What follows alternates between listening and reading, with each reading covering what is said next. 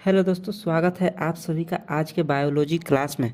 आज लेकर आ गए हैं मोस्ट इम्पोर्टेंट क्वेश्चन पीवाईक्यू। तो देखिए, सबसे पहला प्रश्न है नीट 2024 का यह प्रश्न है जो कि फिलहाल हुआ है नीट का एग्ज़ाम। देखिए, पहला प्रश्न है निम्न में से कौन सी प्राकृतिक या परंपरागत गर्भ निरोधक विधि नहीं है। देखिए, 4 विकल्प दिया हुआ है, इसको में से आपको बतलाना है कि कौन सा विधि नहीं है प्राकृतिक विधि। ऑप्शन ए स्तनपान अनार्तव, ऑप्शन बी वॉल्ट, ऑप्शन सी कोइट्रस इंटरप्ट्स और ऑप्शन डी आवधिक संयम। जल्दी से बतलाइए, 4 विकल्प दिया हुआ है, इसको में से कौन है प्राकृतिक विधि नहीं है, बतलाना है। जल्दी से बतलाइए। देखिए, नीट 2024 में पूछा हुआ प्रश्न है, हिंदी और इंग्लिश दोनों में है। जल्दी से बतलाइए। सबसे पहले स्तनपान अनार्तव जो कि हो जाएगा, यह सही है। कोइट्रस इंटरप्ट्स भी, ये भी सही है और आवधिक संयम भी सही है। यानी कि जो नहीं है वो ऑप्शन नंबर 2 है, वो इसका राइट आंसर हो जाएगा, ऑप्शन नंबर 2। इसके बाद अगला प्रश्न है। देखिए, अगला प्रश्न है सामान्य गर्भ की पहली गतिशीलता गर्भावस्था के किस माह में देखी जाती है। जल्दी से बतलाइए। फर्स्ट मूवमेंट कब होता है, फर्स्ट मूवमेंट। जल्दी से बतलाइए। ऑप्शन ए तीसरा, ऑप्शन बी चौथा मंथ, पांचवा मंथ या दूसरा मंथ। जल्दी से बतलाइए कौन सा मंथ में फर्स्ट मूवमेंट होता है, दूसरा मंथ, तीसरा मंथ, चौथा मंथ या पांचवा मंथ। जल्दी से बतलाइए किस में होता है फर्स्ट मूवमेंट। जल्दी से बतलाइए। आप सभी का बिल्कुल सही ऑप्शन सी आ रहा है, 5th मंथ में होता है फर्स्ट मूवमेंट। इसके बाद अगला प्रश्न है। देखिए, अगला प्रश्न यहाँ पे है कि निम्नलिखित में से किस क्रिया के पश्चात अंड उत्सर्ग होता है।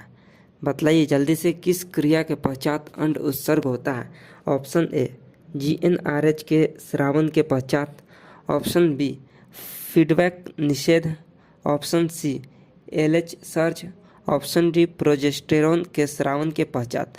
जल्दी से बतलाइए किसके पश्चात होता है। जल्दी से बतलाइए, एक अच्छा सा कलर चूज करते हैं। हाँ चलिए, जल्दी से बतलाइए किसके पश्चात अंड उत्सर्ग होता है। इसका जो राइट आंसर है वो GnRH के स्रावन के पश्चात होता है, जो कि अंड उत्सर्ग होता है GnRH के स्रावन के पश्चात। इसके बाद अगला प्रश्न है। देखिए, निम्नलिखित में से कौन यौन संचारित रोग पूर्णतः उपचार योग्य है।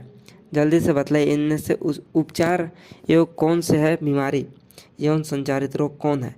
Option A hepatitis B, option B AIDS, option C genital herpes और ऑप्शन डी सिफिलिस। बतलाइए कि इनमें से कौन है जो कि ठीक किया जा सकता है। बतलाइए इनमें से कौन सा विकल्प है जिसको पूर्णतः उपचार किया जा सकता है। बाकी 3 विकल्प ऐसे हैं जो कि उपचार नहीं किए जा सकते हैं। चलिए देखते हैं। फर्स्ट में जो हेपेटाइटिस बी है, इसका उपचार नहीं होता है। एड्स का भी उपचार नहीं होता है। जेनाइटल हर्पीज का भी उपचार नहीं होता है। सिफिलिस ही है जो कि इसका उपचार होता है। इसके बाद अगला प्रश्न है। देखिए, सिफिलिस, गोनोरिया ये सब होते हैं जिनका उपचार हो सकता है। इसके बाद अगला है। देखिए, यूगमनज या प्रारंभिक भ्रूण के फैलोपी नलिकाओं में स्थानांतरण को क्या कहा जाता है। जल्दी से बतलाइए। ट्रांसफ़र ऑफ आइदर जाइगोट, यहाँ पे देखिए जाइगोट का बात किया है, और early embryo to fallopian tube is called as. Zygote का बात किया हुआ है, क्या कहते हैं बताइए। IVF, ET, ZIFT, IUT। बतलाइए जल्दी से। अगर यहाँ पे गैमेट का बात किया होता तो GIFT होता, लेकिन यहाँ पे जाइगोट का बात किया है, इसलिए यहाँ पे देखिए ZIFT इसका राइट आंसर हो जाएगा। इसके बाद देखिए अगला प्रश्न है आपके स्क्रीन पर। गेहूं का हिमगिरी किस्म किस रोग के प्रतिरोधक होता है। गेहूं का हिमगिरी किस्म किस रोग के प्रतिरोधक होता है, बतलाइए। इम्पोर्टेंट क्वेश्चन ये भी है। ऑप्शन ए पर्ण तथा कीटधारी, पर्ण तथा धारी कीट, ऑप्शन 2 श्वेत कीट, ऑप्शन सी जीवाणुज अंगमारी और ऑप्शन डी पर्ण कुंचन। बतलाइए जल्दी से। जल्दी से आप लोग इसका भी आंसर बतलाइए। बिल्कुल सही आप सभी का ऑप्शन ए आ रहा है। बतलाइए जल्दी से, सभी लोग बतलाइए जल्दी से। बहुत सारे कार है, ऑप्शन ए फर्स्ट वाला ऑप्शन आ रहा है जो कि बिल्कुल सही है। इसके बाद अगला प्रश्न है। देखिए, अगला प्रश्न यहाँ पे पूछ रहा है कि पुरुषों द्वारा अस्थायी तौर पर गर्भावस्था रोकने के लिए निम्नलिखित में से किस तरीका का प्रयोग होता है? ऑप्शन ए नसबंदी, option B tubectomy, option C बंध्यकरण, ऑप्शन डी चिकित्सीय सगर्भता समापन यानी MTP। MTP तो महिलाओं में होता है, ट्यूबेक्टोमी भी महिलाओं में होता है। जल्दी से बताइए पुरुष में कौन होता है? वैसेक्टोमी। वैसेक्टोमी जो होता है पुरुषों में नसबंदी होता है वैसेक्टोमी, और ट्यूबेक्टोमी महिलाओं के लिए होता है। इसके बाद अगला प्रश्न है, देखिए निम्नलिखित फलों में किसमें एरिल पाया जाता है? बतलाइए एरिल किस में पाया जाता है? जल्दी से बतलाइए एरिल किस में होता है? ऑप्शन ए आम में, ऑप्शन बी सेब में, ऑप्शन सी शरीफा में, ऑप्शन डी नाशपाती में। जल्दी से बतलाइए किस में एरिल होता है?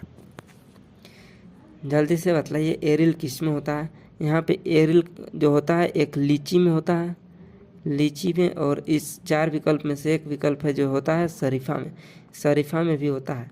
इसके बाद अगला प्रश्न है, देखिए एंडोस्पर्म द्वारा किसे पोषण दिया जाता है? एंडोस्पर्म द्वारा किसे पोषण देते हैं? बतलाइए बीज को, फल को, एंडोस्पर्म को या भ्रूण को। जल्दी से बतलाइए किसको दिया जाता है एंडोस्पर्म के द्वारा पोषण? यहाँ पे एंडोस्पर्म द्वारा जो पोषण होता है वो एम्ब्रायो यानी कि भ्रूण को पोषण दिया जाता है, एम्ब्रायो को। इसके बाद इसका राइट आंसर जो है वो ऑप्शन डी हो जाएगा। इसके बाद अगला प्रश्न है, देखिए कीटों तथा पक्षियों के पंख कहलाते हैं, क्या कहलाते हैं? बतलाइए कीट और पंछियों के पंख कहलाते हैं संयोजी अंग, समजात अंग, अवशेषी अंग या असमजात अंग। बतलाइए जल्दी से बतलाइए, और जल्दी से आप लोग वीडियो को लाइक कीजिए और चैनल पर जो नए हैं उन लोग सब्सक्राइब कर लीजिए और ज़्यादा से ज़्यादा शेयर कीजिए। इसका बतलाइए क्या हो जाएगा? इसको एनालोगस ऑर्गन कहते हैं यानी असमजात अंग। इसके बाद अगला प्रश्न है, देखिए अगला प्रश्न यहाँ पे है आपके स्क्रीन पर, हार्डी विनबर्ग साम्यावस्था प्रभावित होती है? बतलाइए किससे प्रभावित होती है? प्राकृतिक वरण, नव उत्परिवर्तन, अनुवांशिक प्रवाह या उपयुक्त सभी। बतलाइए जल्दी से बतलाइए। और बहुत जल्द लाइव क्लास फिर से स्टार्ट करने वाले हैं, आप लोग चैनल पर बने रहिएगा। ये देखिए एम्स 2019 का प्रश्न है, हार्डी विनबर्ग साम्यावस्था प्रभावित करता है उपयुक्त में से सभी का।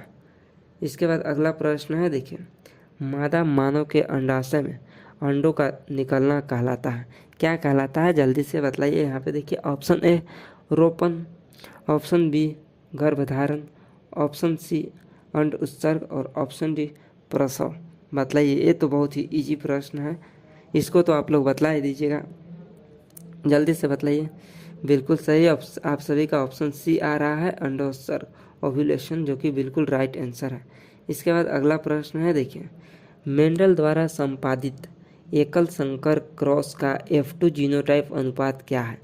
एकल संकरण यहाँ पे पूछा हुआ है, आप लोग देखिए एकल यानी कि option A 3:1, option B 1:2:1, option C 9:3:3:1 और ऑप्शन डी 1:1। बतलाइए यहाँ पे एकल पूछा हुआ है, इसलिए इसका राइट आंसर 1:2:1 हो जाएगा जीनोटाइप अनुपात। इसके बाद अगला प्रश्न है, देखिए अगला प्रश्न है, एक पोषी स्तर से अगले पोषी स्तर में स्थानांतरित होने वाली ऊर्जा की मात्रा कितनी होती है? जल्दी से बतलाइए, एक पोषी से दूसरे पोषी स्तर में कितना ऊर्जा की मात्रा स्थानांतरण होती है? 5%, 10%, 15% या 20%? जल्दी से बतलाइए कितना होता है? बिल्कुल सही आप सभी का आ रहा है 10%, ऑप्शन बी राइट आंसर है। इसके बाद अगला प्रश्न है, देखिए नीट 2023 का प्रश्न है, जैव विविधता का ऐतिहासिक सम्मेलन अर्थ समिट रियो डी जेनेरिया में किस वर्ष हुआ था? बतलाइए अर्थ समिट रियो डी जेनेरिया में किस वर्ष हुआ था? 2002, 1985, 1992 या 1986? जल्दी से बतलाइए, और आप लोग जल्दी से वीडियो को लाइक कीजिए और ज़्यादा से ज़्यादा दोस्तों के पास शेयर कीजिए। और दोस्तों इसका आंसर आप लोगों को कमेंट बॉक्स में बतलाना है। मिलते हैं अगली क्लास में।